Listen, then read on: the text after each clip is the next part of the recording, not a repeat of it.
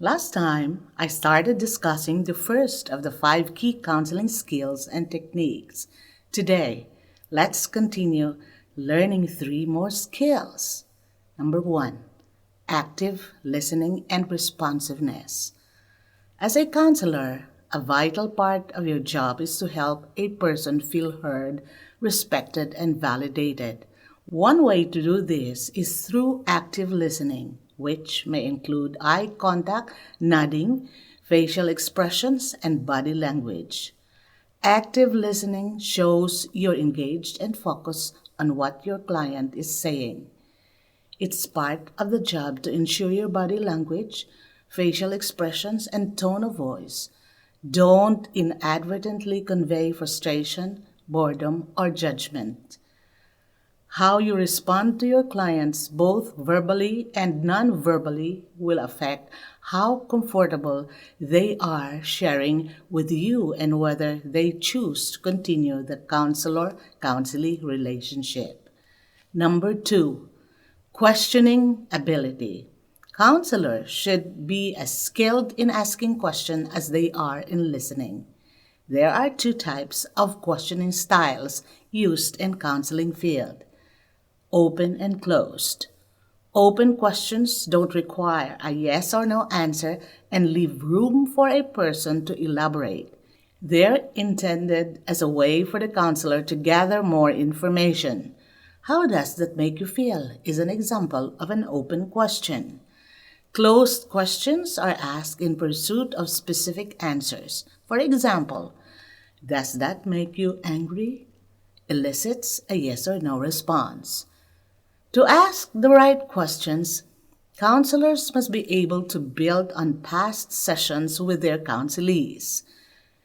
Good questioning techniques can help a counselor better interpret their counselee's response and gain insight into their experiences. Effective use of questioning will actively involve your counselee in their learning, develop understanding, and provide invaluable feedback. What is questioning and why use this technique? Questioning is the use of effective question, either planned or incidental, to confirm and develop knowledge and understanding. An effective question is the start of a constructive dialogue. Effective questioning presents a variety of opportunities and benefits during counseling.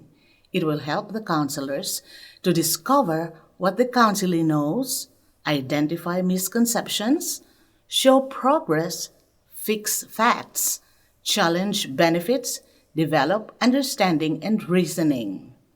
In order to make effective use of questioning, plan to use questions at strategic points.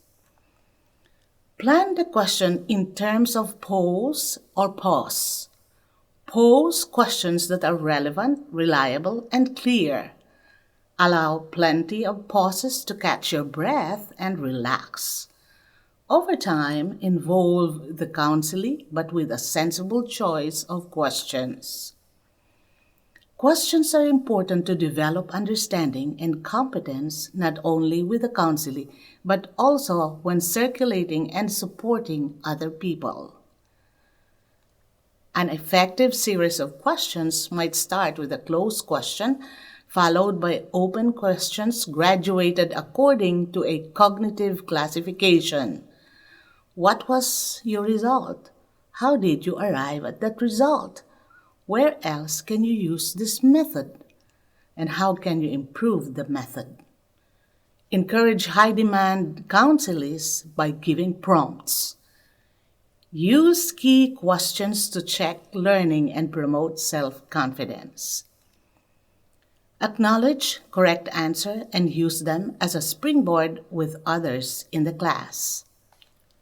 Poor answers are an opportunity to develop the counselee's thinking, particularly because other counselees can be drawn into the dialogue. Summarize important points given in answers. Hints and tips for effective questioning. Remember effective and psychomotor as well as cognitive domains. The levels of all three can be raised with effective questions. Answering needs to be non-threatening for counselees. Use strategies such as asking for answers on mini whiteboards, using no hands-up rule, or in pictures rather than words. Treat questions posed by counselees with equal respect. Break down the questions into simpler ones. Establish a supportive atmosphere for the counselee to be comfortable to ask and answer questions. Aim to create a culture where an incorrect answer is viewed as a learning opportunity. Common issues to watch out for. Trick questions betray trust. Counselees may misinterpret probing questions as interrogation. How can I tell if it is successful? When you devise your checklist to evaluate the session, consider how you will measure. How many questions were pre-planned and how many were opportunity-led? How well the dialogue developed to higher levels of thinking? The extent to which everyone was engaged with sharing ideas and challenging others. 3. Ability to interpret information. Your counselees won't always say exactly what they're feeling or experiencing. You'll need to be able to interpret vague or nonverbal information such as body language and facial expressions. Counselors also need to be able to perceive general expressions of distress, such as, I'm just so angry all the time, in the context of the client's experience. This ability to read between the lines is essential to being a good counselor. What a client doesn't say or seemingly avoids saying is just as important, if not more so, than what they are saying. Critical thinking is a skill used to interpret and explain the data given. It is the ability to think cautiously and rationally to resolve problems. This thinking is achieved by supporting conclusions without biases, having reliable evidence and reasoning, and using appropriate data and information. Critical thinking is the ability to analyze facts objectively and form a judgment.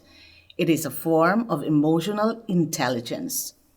Someone with critical thinking skills can think clearly and rationally when the situation demands it. It allows them to perform problem solving and decision making more effectively. As a result, counselors can look further than what they see at face value. They're able to analyze what they see from a situation and gain some insight that goes further than what's obvious to anyone from the outside. How does it affect the decision-making process? There are 5 characteristics that make up the ability to think critically. Number 1, dispositions. Critical thinkers have specific traits that allow them to think the way they do. Some people are predisposed to these traits while others need to develop them actively. Number 2, argument. Good critical thinkers need to make solid arguments. An argument is making a statement aided by supporting evidence. It's important to use well-thought-of arguments when you're in a constructive conflict. When analyzing a situation critically, you'll need to make several arguments in your own mind to come to a judgment. Number 3, reasoning in addition to arguments. Critical thinking also requires inferring conclusions. From the facts and arguments presented to you, you need to use reasoning skills to come to a logical conclusion. This conclusion will determine the best course of action to take. Number 4, criteria. Critical thinking is sometimes a matter of discerning truth from fiction. Not all facts presented to you may have the same level of truth. Certain conditions need to be met for something to be considered believable. And a critical thinker needs to be able to understand that. 5. Metacognition. Critical thinkers should be able to analyze their thoughts so that they can judge whether or not they've thought everything through. Having a foundation for critical thinking can help you analyze several possible solutions for problems that pop up in counseling.